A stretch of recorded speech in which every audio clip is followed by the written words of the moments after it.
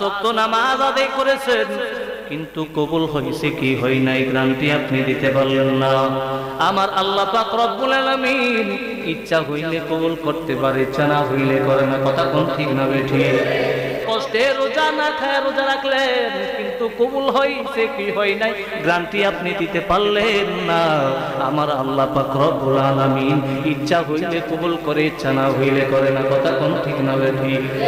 আল্লাহ পাক রব্বুল আলামিন ডাক দিয়া কয়, মায়ের নবীজি, দয়ার নবী, বান্দা নামাজ পড়ে আমি আল্লাহর, রোজা রাখে আমি আল্লাহর, হজ করে আমি আল্লাহর, যাকাত দেই আমি আল্লাহর, কিন্তু বান্দা কবুল হওয়ার গ্যারান্টি দিতে পারে না। যারা আপনি নবীর আশিক হইয়া, যারা আপনি নবীর পাগল হইয়া, যারা লাইলাতুল কদরের রাত্রে বসিয়া, রমজানের কোন মহামান্বিত রাতের মধ্যে বসিয়া, বিশ্বের আনাচে কানাচে যাই কোন জায়গার মধ্যে বসিয়া আপনি নবীর উপর দরুদ শরীফ পড়বে, তাদের দরুদ শরীফ কবুল হওয়ার গ্যারান্টি আমি আল্লাহ দিয়া দিলাম।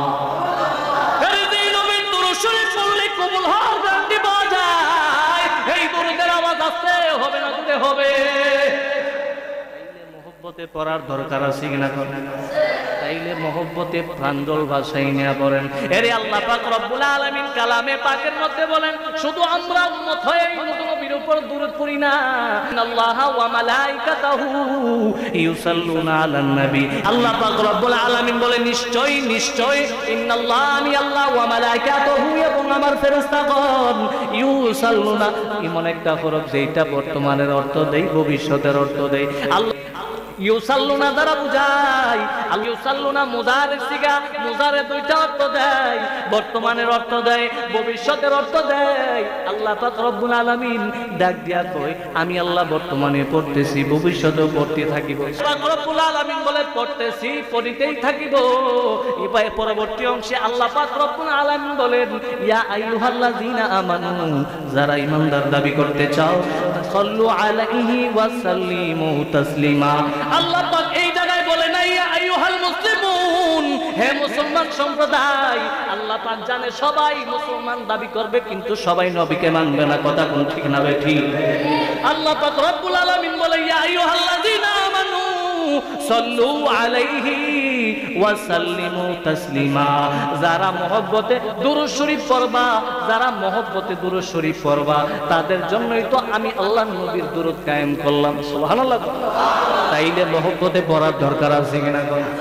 মহব্বতে জবান খুলে আল্লাহুম্মা সাল্লি মাওলানা মুহাম্মদ ওয়া আলা আলি সাইয়্যিদিনা। यहाँ हम सब मुसाफिर हैं, कोई आगे रवाना, यहाँ हम सब मुसाफिर हैं, कब्र आखिर ठिकाना।